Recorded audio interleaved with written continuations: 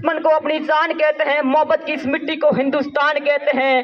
तो दुनिया में सुनाई दे उसे कहते हैं खामोशी, जो आंखों में दिखाई दे उसे तूफान कहते हैं। परम आदरणीय मुख्य अतिथि महोदय जी, आदरणीय महोदय जी, गांव से पधारे हुए समस्त ग्रामवासियों और मेरे गुरुजनों और मेरे प्यारे भाइयों और बहनों, आप सभी को स्वतंत्रता दिवस की हार्दिक शुभकामनाएं। आजादी का असली मतलब वही समझ सकता है जिसने कभी गुलामी की हो। हम सौभाग्यशाली हैं कि हमने स्वतंत्र भारत में जन्म लिया है।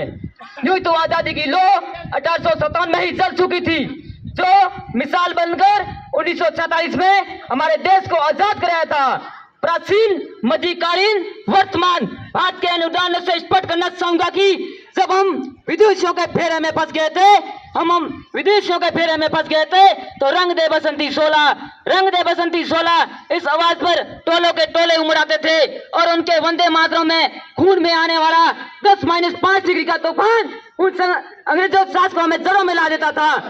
लोग मर जाते थे, मिट जाते थे, फांसी पर चढ़ जाते थे, तो वो भी अपना देशभक्ति साबित कर रहे होते थे, क्योंकि और उस देश की देशभक्ति अपनी साबित कर रहे होते थे।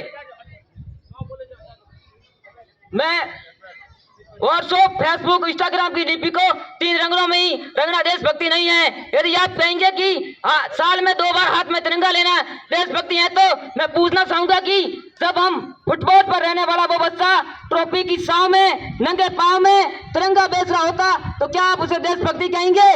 वो देशभक्ति नहीं, उस बच्चे की पेट की भूख की शक्ति है जो उसे ऐसा करने पर मजबूर करती है। ना मंजीत को जानते हैं, ना शिवालों को जानते हैं, तो पेट के भूखे होते हैं, वो केवल अपने भोजन के निवालों को जानते हैं। अगर तुम परिंदा है तो ये आसमान तेरा है, अगर तुम दरिंदा है तो ये शमशान तेरा है।